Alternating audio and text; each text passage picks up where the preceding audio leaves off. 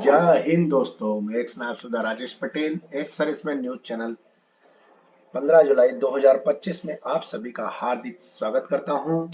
पहले खबर हेडिंग, इसके बाद विस्तार से। जय हिंद काल का नया फ्रॉड, 2 लाख का लगाया चूना।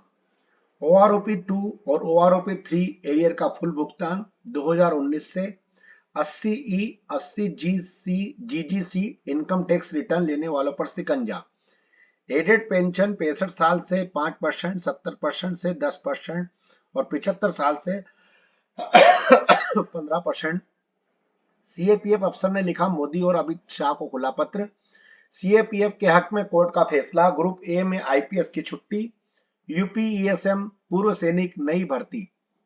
अब खबर विस्तार से बताऊंगा आपको। बेंगलुरु के एक दंपत्ति को जय हिंद जय भारतीय सेना का कॉल आया, 2 लाख रुपए गंवाए। इसकी शुरुआत एक नौकरी के प्रस्ताव से हुई। 9 जुलाई को बेंगलोर के बांदीपाल्या में एक महिला से एक चालक साइबर ठगी से 2.1 लाख रुपए से ज्यादा की ठगी की गई है, जिसमें सेना के नाम का इस्तेमाल किया गया और भरोसा जीतने के लिए देशभक्ति और भावनाओं का जमकर इस्तेमाल किया गया। हरनी बदलावा नाम एक फ्रीलांस ट्रेनर एक व्हाट्सएप ग्रुप के सदस्य थी, जो कि नियमित रूप से देश भर से नौकरी के अवसर साझा करता था। उस दिन एक संदेश आया, बेंगलुरु स्थित आर्मी पब्लिक स्कूल एवं संचार अनुशंसा प्रशिक्षक की नियुक्ति कर रहा है। संदेश में एक फोन नंबर भी था। हरनी ने तुरंत उसे डायल किया। ये है अपना स्पर्श की जो है पे स्लिप है अपनी, जो कांग्रेस ऑफ पीपीओ डिटेल्स दे रखी है इसके अंदर, और सारा इसमें बताया गया है कि कैसे कैसे जो पेमेंट उनका ओआरओपी का आ रहा है इसके अंदर पीपीओ में, ये इसमें डिटेल्स दे रखी है। ये सिपाही अपना कोई है, इनका दे रखा है। ये वाई ग्रुप की ट्रेड है। ये फार्मर सर्विस थी इनकी, कम्यूटेशन इन्होंने नहीं लिया था। आप इसको पूरा देख सकते हैं डिटेल्स को और समझ सकते हैं। ये नीचे भी दे रखा है, विष्णु सिंह जादव नाम है इनका।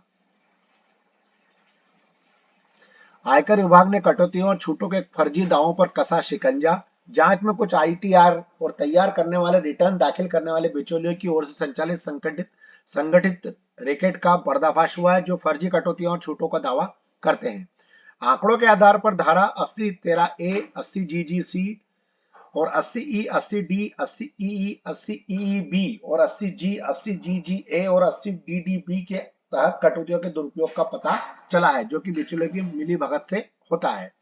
इसमें एडवांस आर्टिफिशियल इंटेलिजेंस उपकरणों से प्राप्त वित्तीय आंकड़ों का इस्तेमाल किया जाता है। महाराष्ट्र, तमिलनाडु, दिल्ली, गुजरात, पंजाब और मध्य प्रदेश में हाल ही में की गई तलाशी और जब्ती कार्रवाई में इन निष्कर्षों की पुष्टि होती है, जहां कई समूह एक संस्थाओं से धोखाधड़ी का दावा और सबूत पाए गए हैं।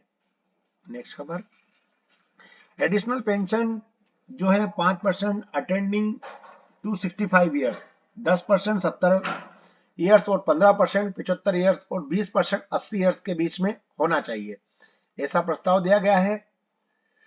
क्योंकि अधिकतर जो भूतपूर्व सैनिक है वो 80 साल के बाद में उनको ये पेंशन मिलती, जो कि खाली 2% से ज्यादा लोग इस पेंशन को नहीं ले पाते हैं, क्योंकि उससे पहले ही वो उनकी या तो आकस्मिक डेथ हो जाती है या और कुछ कारण के कारण वो बीमारियों के कारण चले जाते हैं। और सरकार की ये मंशा रहती है कि भाई 80 वर्ष के बाद में जो ज्यादा वृद्धावस्था हो जाती है, इसके बाद में उनको व्यक्तियों को ज्यादा पेंशन की आवश्यकता पड़ती है। लेकिन मैं ये तो कहता हूं कि आजकल क्या है कि जो जन्म मृत्यु दर जो है वो घट गई है।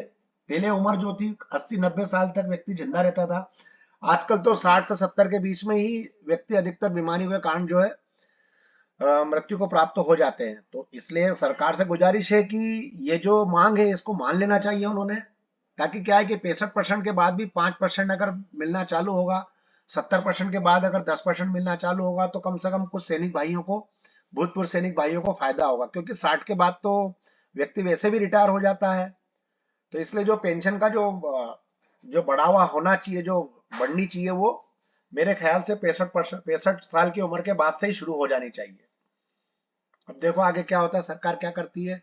जबकि इसमें दे रखा है कि 80 वर्ष के बाद 20%, 85 वर्ष के बाद 30% और 90 वर्ष के बाद 40% और 95 वर्ष के बाद 50% और 100 वर्ष की आयु के प्राप्त 100% अतिरिक्त पेंशन की मात्रा को मंजूरी दी है।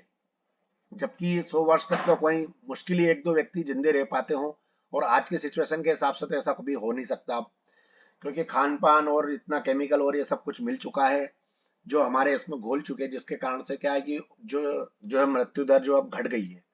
पहले लेट आती थी, लेकिन अब क्या है, जल्दी जल्दी जैसे 70-75 के बीच में ही व्यक्ति शांत हो जाते हैं। नेक्स्ट खबर, सीएपीएफ अर्धसैनिक बलों के अधिकारी ने केडर मामले में पीएम और गृह मंत्री के नाम लिखा है, खुला पत्र, जताई है वहां पीड़ा। 1300 कैडर अधिकारियों ने एक बड़ा झटका माना जा रहा है कि रिव्यू पिटीशन में कि परेशान होकर सीपीएफ के एक अधिकारी ने प्रधानमंत्री और गृह मंत्री को खुला पत्र लिखा है। इस पत्र को सोशल मीडिया के जरिए साझा किया कि इसमें सीपीएफ और अधिकारियों के लिए न्याय और सम्मान की गुहार लगाई है।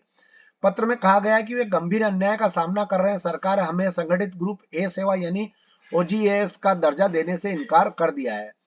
जिसने एक पीड़ित लेकिन समर्पित सैनिक के रूप में लिख रहा है कि वह सैनिक जिसने 19 वर्ष तक वर्दी पहनकर देश की सीमाओं की रक्षा की, भारत के सबसे दुर्गम क्षेत्रों में अपनी टुकड़ी का नेतृत्व किया। एसपीजे कमांडो और सीआरपीएफ के जेड प्लस सुरक्षा कर्मी जो दिन रात अपनी हिफाजत करने और विशिष्ट इकाइयों का नेतृत्व करने वाले अधिकारी हैं, जो अटल साहस और अद्भुत योजनाबद्धता से अपना कर्तव्य निभाते हैं। ये सभी केंद्रीय सशस्त्र बलों के पुलिस बल के अधिकारी हैं। यह पत्र विद्रोह की भावना से नहीं बल्कि एक पीड़ित परंतु समर्पित सैनिक के रूप में लिख रहा हूं, जिसने 19 वर्ष तक वर्दी पहनकर दिया। दो व्यक्तिगत तथ्य याद दिलाना चाहता हूं, जिसमें एसपीजे कमांडो और सीआरपीएफ के जेड प्लस सुरक्षा को दिन रात अपनी जान की रक्षा करते हुए विशिष्ट इकाइयों का नेतृत्व करने वाले अधिकारी जो अटल साहस और अद्भुत योजनाबद्धता से अपना कर्तव्य निभाते हैं, ये सीएपीएफ के केंद्रीय सशस्त्र पुलिस बल के अधिकारी हैं। और उन्होंने इसमें बाकी और भी बहुत सारे पॉइंट दिए हैं। नेक्स्ट खबर, उत्तर प्रदेश अधीनस्थ सेवा चयन आयोग में आवश्यक सूचना दे रखी है कि आर्ता पीठ 2025 की लिखित परीक्षा से संबंधित समस्त अभ्यर्थियों को हेतु द्वारा सूचित किया जाता है कि प्रश्नगत विज्ञापन की लिखित परीक्षा का आयोजन दिनांक 6 सितंबर 2025 शनिवार, 7 सितंबर 2025 रविवार को प्रत्येक दिवस 2 पाली, प्रथम पाली पुनः 10 बजे से 12 बजे तक तथा द्वितीय पाली अपराह 3 बजे से 5 बजे तक में किया जाना है। उक्त परीक्षा के प्रवेश पत्र में निर्गत किए जाने से संबंधित में अभ्यर्थी को वेबसाइट के माध्यम से पृथक या यथासंभव सूचित किया जाता है। बस दोस्तों, मेरे पास आज खबर यहीं तक थी। आपका दिन शुभ रहे। जय हिंद, राम राम।